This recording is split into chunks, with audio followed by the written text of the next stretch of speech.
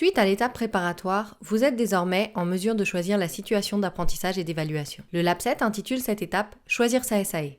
Il s'agit ici de choisir une situation qui soit la plus proche possible d'un contexte professionnel authentique et qui permette de faire le lien entre ce que l'étudiant apprend et le monde réel. Cette situation doit avoir du sens pour l'étudiant et le confronter aux limites de ses apprentissages, suscitant ainsi son envie d'apprendre. Pour choisir une situation adaptée, les composantes essentielles et les apprentissages critiques visés peuvent contribuer à vous aiguiller. De plus, la description de la SAE, que l'on trouve sur la fiche SAE dans le référentiel de formation, peut vous inspirer. C'est dans ces moments de création et de préparation de la SAE que les enseignants sont amenés à travailler le plus ensemble. Il faut en général un moment avant de parvenir à mettre au point une SAE qui corresponde à toutes les parties prenantes, aux réalités des volumes horaires, aux goûts et intérêts de chacun, et au niveau visé de la compétence. Plus vous prendrez le temps de préparer chacun des aspects de la SAE, plus le semestre sera fluide.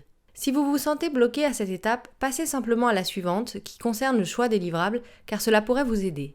Vous reviendrez ensuite sur le choix de la situation. Choisir sa SAE consiste à imaginer la ou les tâches que l'étudiant va devoir accomplir pour développer la compétence visée et être évalué dessus. Les tâches doivent être authentiques et complexes. Une tâche est dite complexe lorsque plusieurs démarches sont possibles pour accomplir la tâche et ou que plusieurs résultats peuvent découler de la démarche.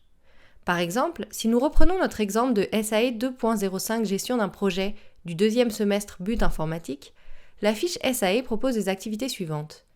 À partir d'un projet de développement informatique, rédiger le cahier des charges, énumérer les tâches, organiser le projet, affecter les ressources et calculer un budget. On voit bien qu'il s'agit de plusieurs tâches distinctes qui pourront donner lieu à plusieurs livrables intermédiaires et qui, mis ensemble, constitueront un livrable final cohérent et proche d'une réalité professionnelle. C'est cette réalité professionnelle qui est à choisir. Par exemple, on pourrait demander aux étudiants de répondre à un appel d'offres concernant un projet de développement informatique lancé par l'IUT ou par la ville de Grenoble, dans lequel ils seraient amenés à réaliser différentes analyses et travaux de synthèse. Ils seraient capables de mener à bien ces travaux, en partie grâce au contenu des cours dispensés par les enseignants rattachés à cette SAE. Si votre DUT comportait des études de cas, des projets de simulation ou des jeux d'entreprise, vous pouvez bien entendu les conserver en tant que SAE. Mais il faudra s'assurer que les objectifs d'apprentissage et d'évaluation de votre ancienne étude de cas, projet ou jeu correspondent bien aux actuels apprentissages critiques et composantes essentielles, du niveau, de la ou des compétences concernées par la SAE du but. Enfin, gardez en tête qu'on ne peut choisir une SAE qu'au regard du nombre d'heures allouées aux différents cours,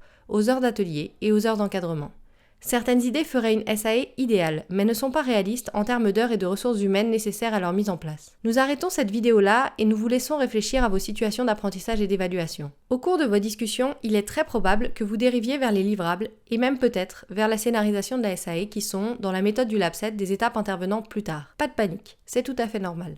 Le processus est itératif et souvent, les étapes s'entremêlent. Notre prochaine vidéo portera sur le choix des livrables.